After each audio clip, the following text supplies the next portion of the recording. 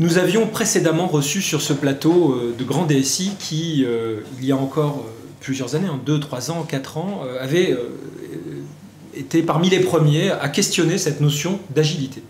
Dans le contexte de notre série sur le CTO de demain, figurez-vous que nous y revenons, probablement en teintant cette notion de tout ce qu'il a enrichi technologiquement ces dernières années. Parce que l'agilité d'il y a 4 ans n'est pas forcément la même d'aujourd'hui.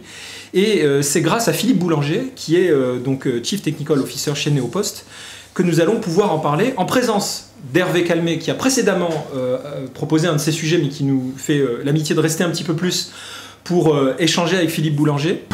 Et alors vous nous suggérez, en compagnie de nos 2 chroniqueurs IBMers, donc Anthony Siro et Vincent Marc, d'aller explorer cet équilibre entre R&D et agilité, et vous questionner ce thème-là en nous annonçant d'emblée la fin des méthodes classiques de développement.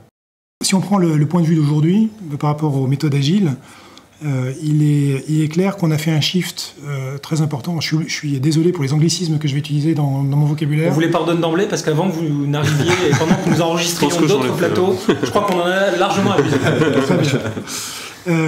Donc on a opéré un shift des méthodes de type waterfall vers les méthodes agiles et plus particulièrement, on va dire, la dérive Scrum, qui nous ont amené à un certain nombre d'éléments essentiels. Et en fait, on est même en train de dériver ces méthodes Scrum dans des applications de type business, c'est-à-dire au-delà de la R&D, on utilise l'agilité aussi dans la détection de nouvelles idées et de nouveaux business. Et là, je me permettrai de parler de Lean Startup, qui est une méthodologie aussi dont je fais la promotion dans l'entreprise et à l'extérieur de l'entreprise. En entendant ça, sur quel plan est-ce que vous vous reconnaissez et sur quel plan vous aimeriez pouvoir échanger? Si nous on disparaissait et qu'on se taisait, vous êtes entre pairs, vous pouvez échanger, vous enrichir mutuellement, on vous laisse faire. Spontanément, il est clair les méthodes de développement sont en train d'évoluer à une vitesse grand V et c'est absolument nécessaire. Moi, dans les interrogations et où j'aimerais partager, j'ai du mal entre, effectivement, on va dire tout ce qui est web, où effectivement, ça s'y prête très bien, il faut faire de la marche avant, il faut aller vite, il faut être plus qu'agile, il faut être rapide. Encore une fois, time to market, c'est un terme que j'aime bien. Par contre, à côté de ça, il y a encore tout un tas de systèmes legacy. Est-ce que ça s'y prête? On peut distinguer, je dirais, trois grands types de projets, et c'est un des sujets d'ailleurs de structuration qu'on est en train de travailler aujourd'hui chez Neopost. Il y a les sujets qui sont vraiment les sujets d'innovation, et on sait que dans tout ce qui est sujet d'innovation, il va y avoir beaucoup de déchets. Si on prend d'ailleurs la durée de vie des startups et les résultats des startups par rapport à leurs espérances initiales, on peut dire que 95% des startups échouent à leur vision initiale. Et ça, c'est pas moi qui le dis, ce sont les études qui sont publiées. Donc, ce que permet de faire des processus de type Lean Startup, c'est d'extraire le bon grain de livret, de faire ressortir les bonnes idées, de les valider le plus en amont possible, c'est-à-dire avant qu'on investisse de l'argent. Une fois que vous avez capturé quelque chose qui, par essence, correspond à un problème client et sur lequel vous pouvez travailler, dans ce cas-là, vous allez pouvoir passer à une deuxième phase du projet, qui est une phase de développement et de croissance. Et ensuite, vous avez une dernière phase, qui est la phase de maturité des projets ou des applications, sur lesquelles vous allez itérer. C'est-à-dire vous n'avez plus tellement d'innovation, mais vous allez fonctionner vraiment par évolution successive. Et ce mode Lean Startup ne s'applique pas non plus. Donc c'est vraiment très très en amont qu'on va trouver ce genre de processus. D'accord. Alors, je suis très ravi et très content que vous parliez de Lean, parce que j'en fais souvent la promotion dans ces environnements-là. Je pense que vous avez mis le doigt aussi sur quelque chose qui est très important pour nous en tant que société IBM, c'est cette capacité à créer et aller vite et quelque part de fournir ces environnements de développement en fait, qui permettent de développer maintenant en 8 jours plutôt qu'un mois, 2 mois, 3 mois ou 6 mois. Et c'est une des raisons pour laquelle nous on a fait en effet l'acquisition en fait, de la solution Bluemix qui permet aujourd'hui de donner ces environnements de développement très rapides. Je pense que c'est un mode de pensée qui est effectivement très différent de celui qu'on avait il y a quelques années. Et donc une fois qu'on a plongé dans ce mode-là, on a beaucoup de mal à s'en extraire parce que c'est que du bon sens. et c'est du bon sens qui est vraiment appliqué à l'entreprise. Les entreprises ont des besoins de réactivité aujourd'hui, de vélocité et de productivité qui font que les méthodes Lean s'appliquent tout à fait au type de développement qu'on fait aujourd'hui. Alors, je vais vous citer un exemple qui est très intéressant et qui s'est passé extrêmement récemment chez nous. Je suppose que vous achetez tous sur Internet aujourd'hui des produits et vous avez forcément reçu chez vous à un certain moment des belles boîtes et quand vous les ouvrez, le contenu qui est à l'intérieur qui est beaucoup plus petit que la boîte qui enveloppe. Ouais, d'accord. Je ne me trompe pas Et en fait, on s'est aperçu qu'effectivement, les cartons, ils ont des tailles prédéterminées. Et donc, on s'est dit, Neopost, on fait entre autres des plieuses inséreuses. Donc, c'est des machines qui plient le papier et puis qui insèrent ça dans des enveloppes et qui ferment les enveloppes. On pourrait peut-être faire l'équivalent pour les colis. Nos ingénieurs se sont mis à la tâche pour essayer de trouver une solution à ça. Et en fait, ils ont conçu une machine. Elle va mesurer les objets à envoyer et elle va construire un carton exactement à la bonne taille autour de l'objet à envoyer. Et on arrive à réduire, à augmenter la productivité des centres logisticiens. On a plus de colis dans un camion chez les transporteurs, donc du coup on augmente aussi la productivité chez les transporteurs, et c'est bon pour l'environnement aussi. Qu'est-ce qu'on peut déduire de tout ça sur le thème de l'articulation entre rôle du DSI, rôle du CTO? Lequel des deux est le plus proche de l'innovation?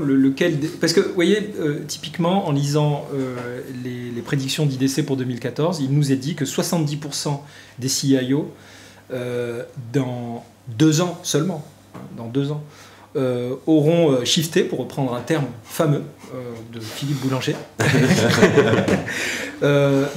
du rôle de gestionnaire de l'IT à partenaire de l'innovation. Est-ce que sur ce shift et sur ce déplacement du curseur, vous faites la même analyse, Hervé Calmet, et comment vous voyez les choses évoluer dans les 2 années à venir? Alors c'est un petit peu le sujet qu'on a abordé. Absolument, oui, on l'a un petit peu traité aussi. On l'a un petit peu traité, mais complètement. Ouais. Je suis complètement persuadé, convaincu que notre rôle de demain, et demain, c'est demain, c'est celui-ci. C'est d'être dans l'innovation. Relativiser, parce que pour avoir dans une vie antérieure travaillé dans le secteur de la distribution et de la logistique, ça s'y prête très bien. Puisque c'est des endroits où ils cherchent en permanence au quotidien de l'amélioration. Donc ils sont tout de suite ouverts à discussion avec l'informatique. Mais historiquement, ils ont une maturité qu'il n'y a peut-être pas encore suffisamment. Vous avez aussi tout simplement décortiqué un usage. Vous avez ouvert un carton. Puis vous êtes force de proposition. Et vous poussez l'entreprise vers l'innovation. Alors ça, est-ce qu'on peut considérer que c'est une révolution, ou en tout cas une évolution forte du rôle du CTO? Le CTO, il a à mon sens plusieurs devoirs. Il a un devoir qui est celui d'exécuter la stratégie de l'entreprise, mais il y a aussi un devoir qui est de l'influencer, la stratégie de l'entreprise. Alors on peut avoir des opinions, comme toujours. Alors si on revient sur l'aspect d'une start-up, les opinions, on essaie de les tuer très vite pour être basé sur des données et des expérimentations, de manière à ne pas partir dans des mauvaises directions et dans des affaires d'ego. Eh bien, la réaction que tout le monde devrait avoir, c'est, tu sais quoi, c'est une excellente idée, qu'on va tester tout de suite, on va expérimenter pour voir quelle valeur on peut en tirer. Et ça devrait être la réaction normale. C'est ce qui se passe chez Intuit, par exemple, ou chez Google, où les opinions n'ont pas de valeur, ce sont les données qui ont de la valeur. Ce qui m'amène à vous demander, c'est quoi une bonne innovation? Vous l'avez dit, mais je voudrais qu'on reste sur ce terrain-là, parce que une innovation, c'est c'est une trouvaille qu'on a suffisamment bien monitorée pour s'apercevoir que, mise en œuvre, elle fonctionne, et donc c'est une innovation. C'est-à-dire que l'innovation, c'est pas que la trouvaille, c'est la capacité à la mettre en œuvre.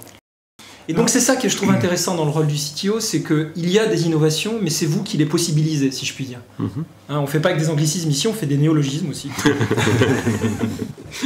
Est-ce que vous êtes d'accord avec ce nouvel attribut de votre rôle en tant que CTO? Tout à fait. Alors en anecdote, spontanément, ce qui me vient, c'est la softophonie.